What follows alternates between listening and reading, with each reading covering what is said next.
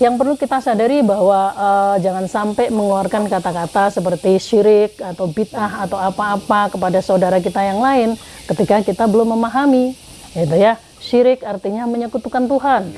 Sedangkan apa yang dilakukan oleh saudara-saudara kita ketika ritual untuk menghentikan hujan atau ritual apapun yang selama ini saya dengar, mereka selalu mengatakan bahwa duh Gusti nyuwun. Nah, itu artinya permintaan kita itu tetap kepada Tuhan, kepada Gusti, bukan kepada makhluk lain. Itu yang harus digarisbawahi. Jadi penilaian-penilaian sepihak dari pihak-pihak yang tidak paham inilah yang kalau terus dikumandangkan akan menjadi suatu pemicu perpecahan antar anak-anak bangsa.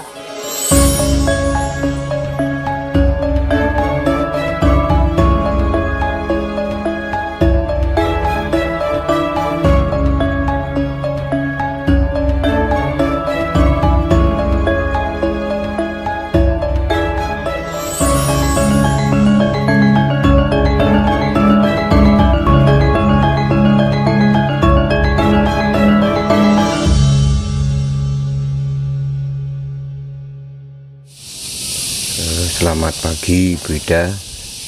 Selamat pagi, salam rahayu untuk semuanya. Rahayu Bu. Sebelumnya saya ucapkan terima kasih.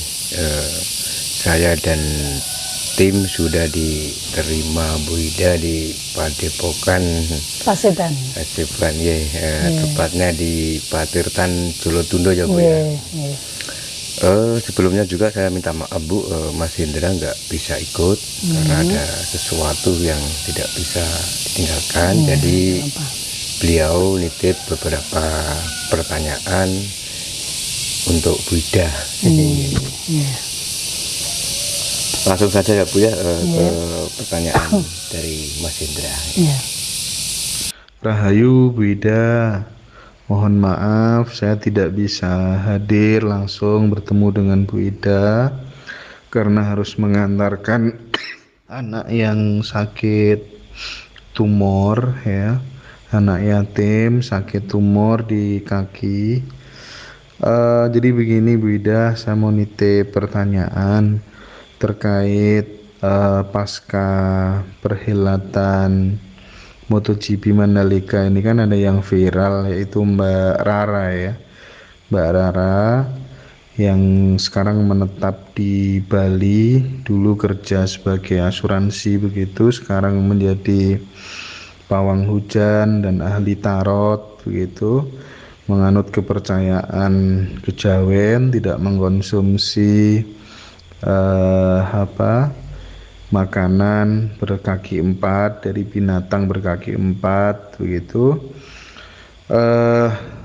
Pasca aksinya melakukan tugas sebagai seorang pawang hujan, itu kan dihujat sama beberapa tokoh politik, ada Tifatul Sembiring, dikatakan yang bodoh lah, mempertontonkan kebodohan kepada dunia, syirik ya kan, sholatnya tidak diterima ya.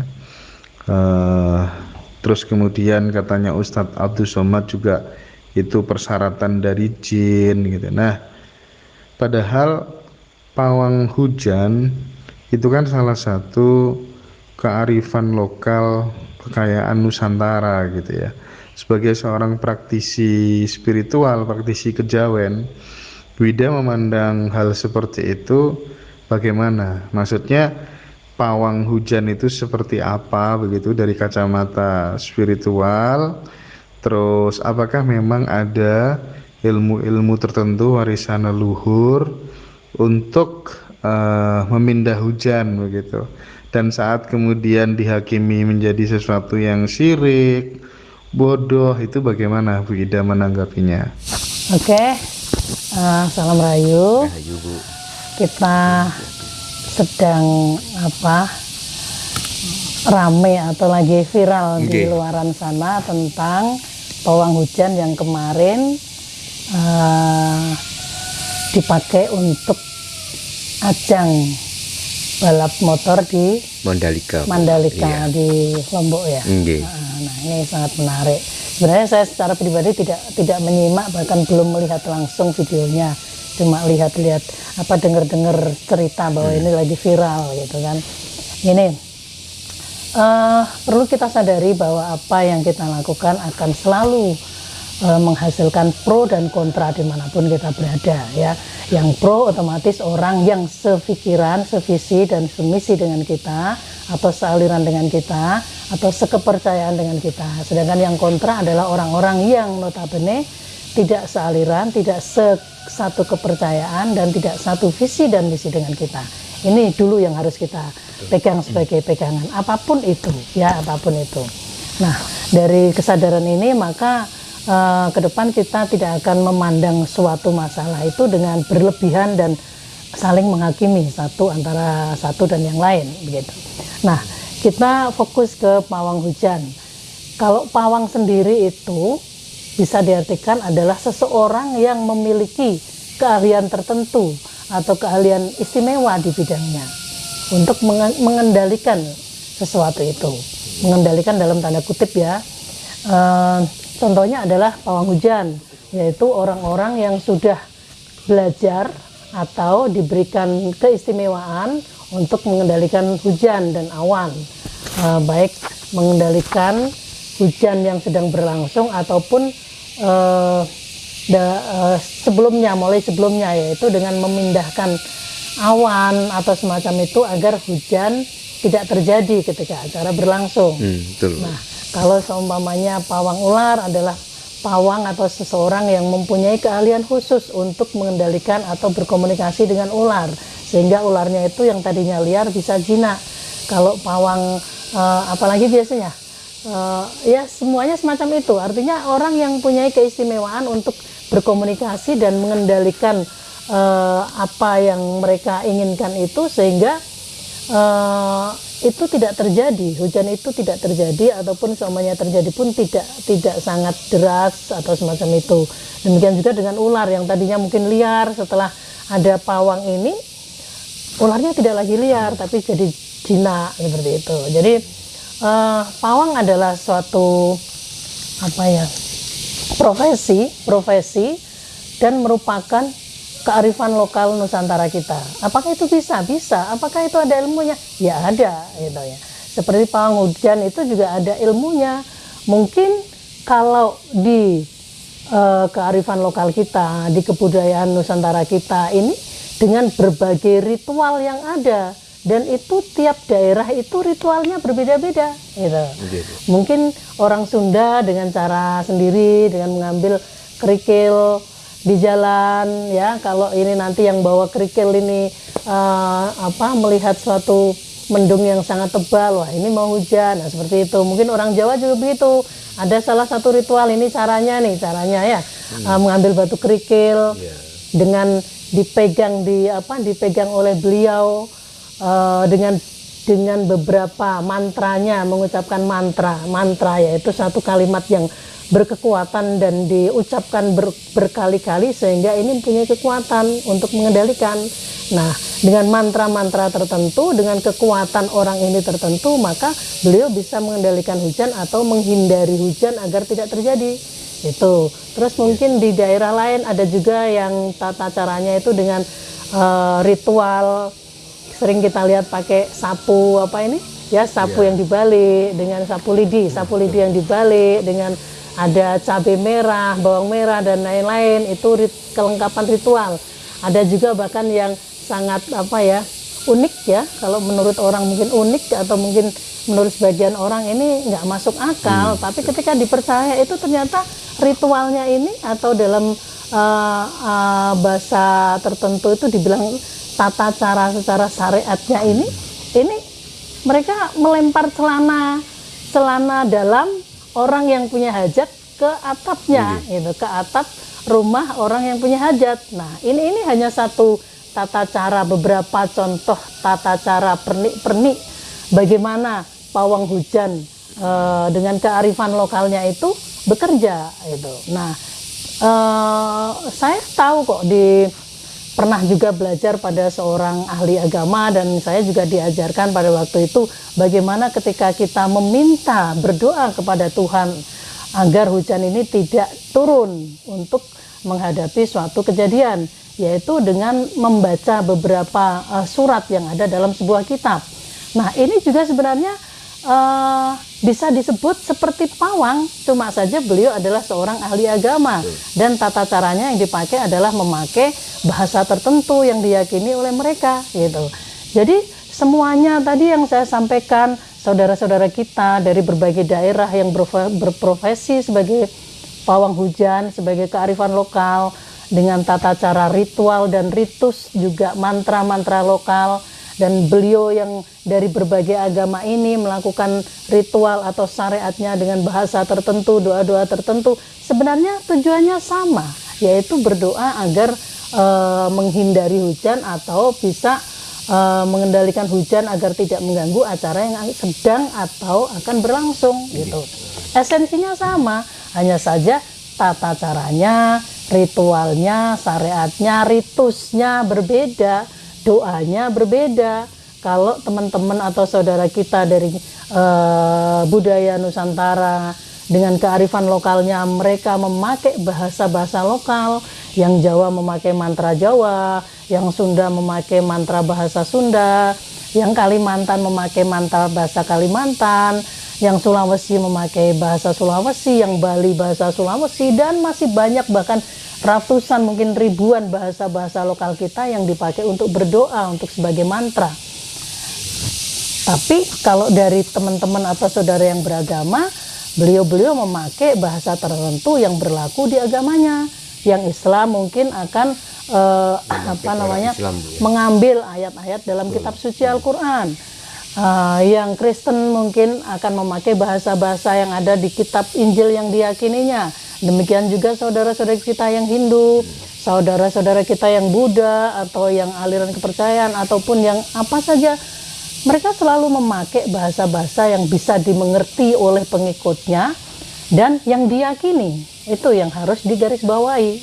Nah, kalau selama ini saya lihat saudara-saudara kita yang dari aliran kepercayaan atau dari kearifan lokal, ya, para penganut kepercayaan lokal ini, yang saya lihat selama ini, mereka memintanya, berdoanya tetap kepada Sang Hyang Widi, kepada Gusti Pangeran, kepada Sang Hyang Mahadaya, Sang Hyang, artinya itu Tuhan gitu.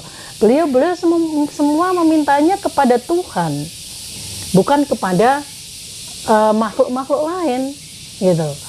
Jadi tidak berbeda dengan teman-teman atau saudara-saudara kita yang beragama apapun, yang dimana setiap apa yang diucapkan permintaannya adalah kepada Tuhan. Hanya saja tata caranya, sekali lagi tata caranya, ritualnya, ritusnya, ritus itu apa ya, perangkat yang dipakai untuk sesajen semacam itu berbeda, gitu loh ya. Kalau dalam tiap suku kita juga berbeda ritusnya, demikian juga dalam tiap agama juga ritusnya juga berbeda gitu. Dan itu adalah merupakan satu keragaman kearifan lokal dari Nusantara ini yang terus harus kita jaga gitu. Jadi pawang hujan, pawang apapun ini adalah salah satu, sekali lagi salah satu ilmu dari warisan leluhur kita sebagai kearifan lokal kita. Dari berbagai daerah pasti ada dengan tata caranya sendiri. Dan itu mari kita lestarikan, kita jaga gitu, karena itu memang benar-benar bisa dan ada dan bisa dipelajari oleh siapapun gitu. Nah, jangan kita tidak tahu apa sih yang sebenarnya, tapi keburu-buru terus menilai atau menghakimi orang lain gitu ya. Yang perlu kita sadari bahwa jangan sampai mengeluarkan kata-kata seperti syirik atau bid'ah atau apa-apa kepada saudara kita yang lain ketika kita belum memahami, gitu ya. Syirik artinya menyekutukan Tuhan. Sedangkan apa yang dilakukan oleh saudara-saudara kita ketika ritual untuk menghentikan hujan atau ritual apapun yang selama ini saya dengar, mereka selalu mengatakan bahwa duh Gusti nyuwun. Nah, itu artinya permintaan kita itu tetap kepada Tuhan, kepada Gusti, bukan kepada makhluk lain. Itu yang harus digarisbawahi. Jadi penilaian-penilaian sepihak dari pihak-pihak yang tidak paham, inilah yang kalau terus dikumandangkan akan menjadi suatu pemicu perpecahan antar anak-anak bangsa itu. Kalau Anda menilai apa yang dilakukan oleh saudara-saudara dengan kearifan lokalnya, dengan mantra-mantra lokalnya, dengan ritual dan ritusnya ini sebagai sesuatu yang syirik atau bid'ah, tentu saja pihak ini juga akan menilai apa yang Anda lakukan itu juga yang tidak sesuai dengan apa yang dipercaya juga merupakan sesuatu yang tidak benar gitu. Jadi kebenaran yang Anda yakini ini sebagai kebenaran menurut Anda belum tentu adalah merupakan suatu kebenaran menurut pihak lain. Karena yang sebenarnya tidak ada kebenaran mutlak di dunia ini. Apa yang Anda yakini sebagai kebenaran atau kemurnian secara mutlak dari Tuhan Anda belum tentu benar menurut golongan atau orang lain. Maka yang kita bisa lakukan adalah mencoba, yuk kita saling mencoba untuk memahami satu dengan yang lain, bahwa di Indonesia ini begitu banyak kearifan-kearifan lokal yang harus kita jaga. Kalaupun Anda mempercayai sebuah agama, coba deh membaur dengan masyarakat. Apa sih sebenarnya yang sedang dilakukan dengan ritual seperti ini? Dengarkan coba doa-doa mereka. Kalau mereka berdoa kepada Tuhan Yang Maha Esa, kepada Gusti, kepada Pangeran, artinya ini tidak jauh berbeda dengan apa yang Anda yakini. Hanya saja ini dalam lingkup kearifan lokal dan Anda dalam lingkup kepercayaan atau agama. Itu ya. Oke. Ini tadi Bu Ida mengatakan bahwa terkait dengan pawang hujan itu kan salah di beberapa agama kan juga mengajarkan, bahkan ada cara sendiri. Yeah. Jadi intinya cuma beda aja caranya, tapi intinya kan sama. Ini kalau kita melihat bisa kita kaitkan dengan banyak perspektif orang yang mengatakan bahwa orang Jawa menyembah pohon, menyembah batu. Nah, kalau kita mengartikan itu sebenarnya kan bukan menyembah batu, Bu, tapi kan mengagumi tentang keberadaan dan kebesaran Tuhan. Jadi intinya sebagai sarana ya, Bu, seperti itu, Bu, ya. Iya. Jadi kalau di ajaran leluhur kita itu difahamkan apa yang kita sebut Trihita Karana. Jadi ada satu keselarasan hubungan antara makhluk hidup dengan Tuhannya. Yang kedua adalah makhluk hidup dengan sesama makhluk hidup. Yang ketiga ini adalah makhluk hidup dengan alam. Ini yang jarang diomongkan di lingkup agama, itu ya. Tapi kalau kita sebagai para pelaku budaya Nusantara ini sangat menjaga bahwa ada satu keselarasan dengan alam yang harus kita jaga. Itu. Nah, kalau kita mau melihat jauh mundur ke belakang, jauh mundur ya, sebelum ada konsep agama ini masuk ke Nusantara, kepercayaan leluhur kita adalah apa yang sering dikatakan dengan kapitayan, yaitu suatu kepercayaan yang sudah mengakui adanya Tuhan. Itu.